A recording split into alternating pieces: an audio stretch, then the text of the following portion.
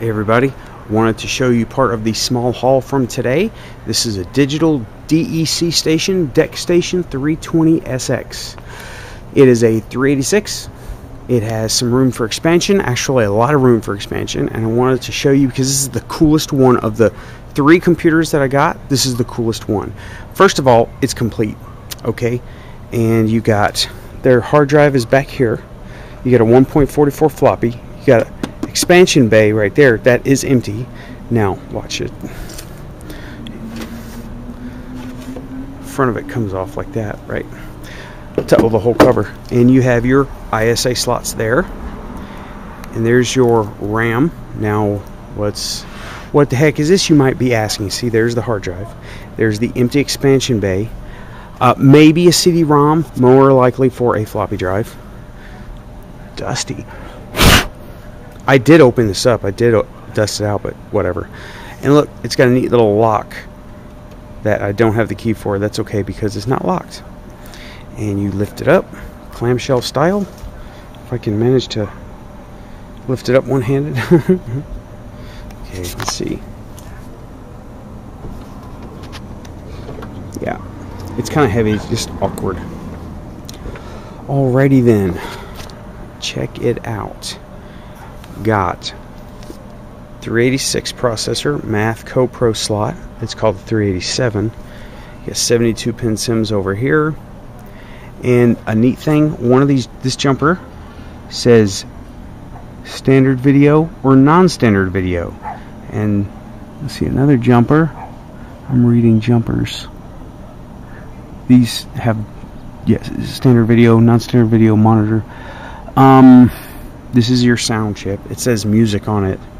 Western Digital something, WDC, another Texas Instruments, or not WD, not Western Digital, WDC. I don't know what that is. This is a TI chip.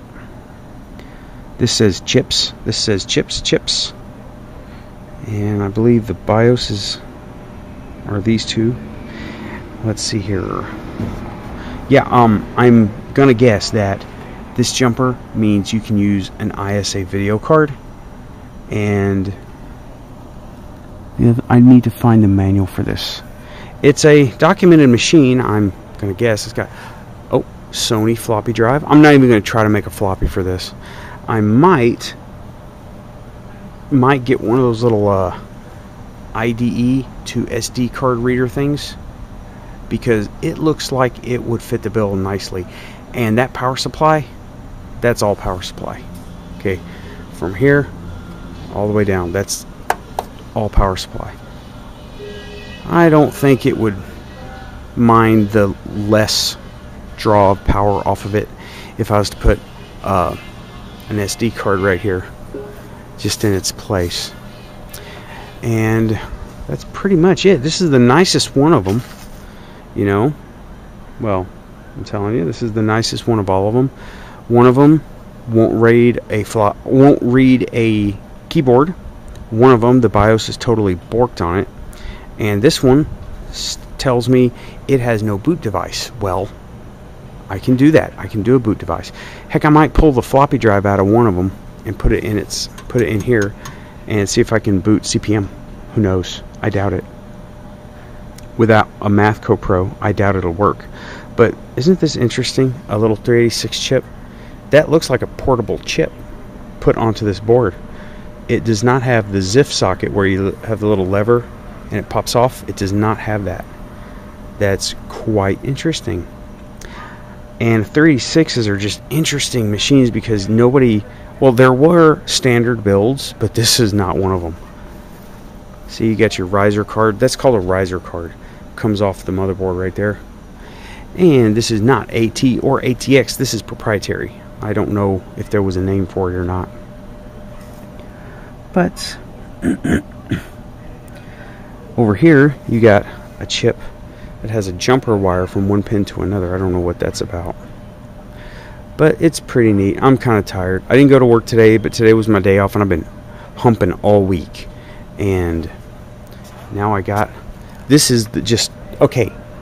Now, it's not super awesome, okay? No, I just think it's the most interesting of the 3 machines because it's just interesting. I mean, it's not a Windows machine. It's from 1990. It's got some it would have had some other kind of operating system on it.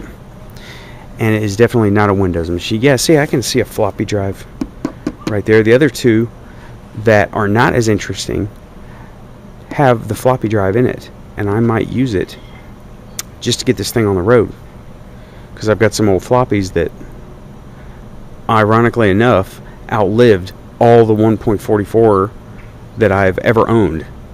They're all dead. I mean, 100%. All of them are dead. Except for the ones that are new in the package. And those are doubtful. But the ones that I have, the 5 1/4, they are all still working. Who knew? Manufacturing processes. Okay, well, that's it for this one. Thanks for watching. Sorry about the lack of enthusiasm. I'm just kind of tired. You know what? No. Let's take a look on the back. See what it looks like.